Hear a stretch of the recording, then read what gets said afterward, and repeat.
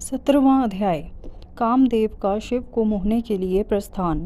ब्रह्मा जी बोले, नारद, स्वर्ग में सब देवता मिलकर सलाह करने लगे कि किस प्रकार से भगवान रुद्र काम से सम्मोहित हो सकते हैं।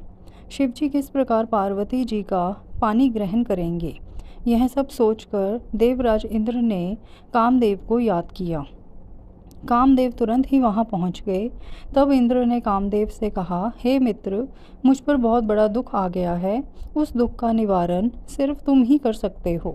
हे काम, जिस प्रकार वीर की परीक्षा रणभूमि में स्त्रियों के कुल की परीक्षा पति के असमर्थ हो जाने पर होती है, उसी प्रकार सच्चे मित्र की परीक्षा विपत्ति काल में ही होती है।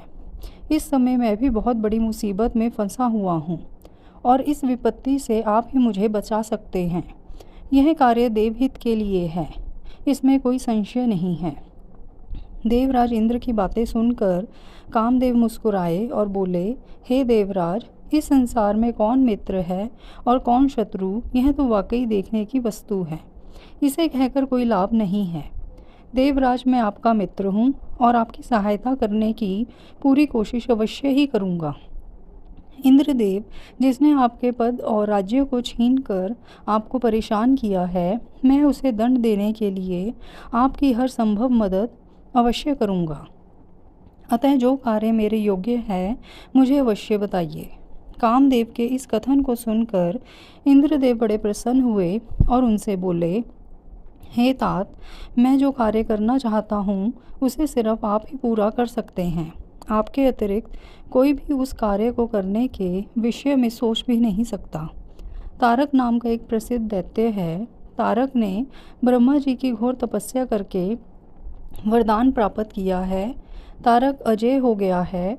अब वह पूर्णतः निश्चिंत होकर पूरे संसार को कष्ट दे रहा है। वह धर्म का नाश करने को आतुर है। उसने सभी देवी देवताओं और ऋषि मुनियों को दुखी कर रखा है।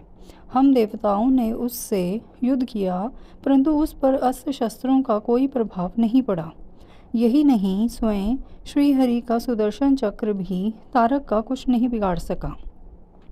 मित्र, भगवान शिव के वीर्य से उत्पन्न हुआ बालक ही तारकासुर का वध कर सकता है। अतः तुम्हें भगवान शिव के हृदय में आसक्ति पैदा करनी है।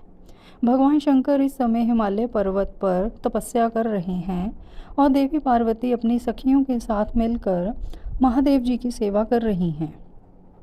ऐसा करने के पीछे देवी पार्वती का उद्देश्य प्रभु शिव को पति रूप में प्राप्त करना है।